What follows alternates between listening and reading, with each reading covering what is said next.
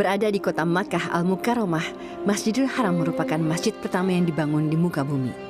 Sejarah Masjidil Haram tak lepas dari pembangunan Ka'bah yang merupakan arah kiblat bagi umat muslim dalam melaksanakan ibadah sholat. Sebagian muslim percaya Ka'bah dibangun sejak Nabi Adam, sedang sebagian lain baru dibangun oleh Nabi Ibrahim dan putranya, Nabi Ismail. Bangunan Ka'bah ini sempat rusak akibat banjir yang terjadi pada masa Nabi Nuh. Kemudian Ka'bah dibangun kembali oleh Nabi Ibrahim dan putranya, Nabi Ismail. Hingga pada masa Nabi Muhammad, yang dimaksud Masjidil Haram adalah hamparan tanah di lembah seluas 1.500 hingga 2.000 meter persegi dengan bangunan Ka'bah di tengahnya.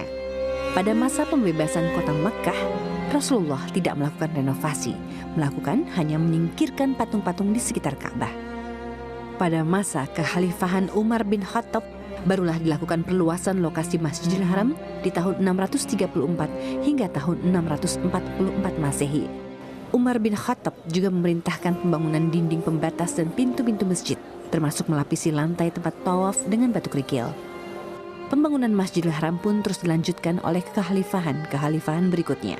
Selain menjadi lokasi Ka'bah, Masjidil Haram merupakan tujuan utama ibadah haji. Rukun haji, tawaf, dan sa'i dilakukan di sini. Berada di tanah haram atau tempat di bumi yang paling dicintai Allah Subhanahu wa Ta'ala, Masjidil Haram dijaga ribuan malaikat. Kawasan ini tidak dapat dimasuki oleh Dajjal atau Al-Masih palsu. Melaksanakan sholat di Masjidil Haram juga akan mendapatkan 100.000 kali lipat kebaikan dibandingkan melaksanakan sholat di masjid lain kecuali Masjid Nabawi dan Masjidil Aqsa. Saat ini Masjidil Haram merupakan masjid terbesar dan termegah di dunia. Masjid seluas 350.000 meter persegi ini terdiri dari 3 lantai dan mampu menampung hingga 1 juta orang.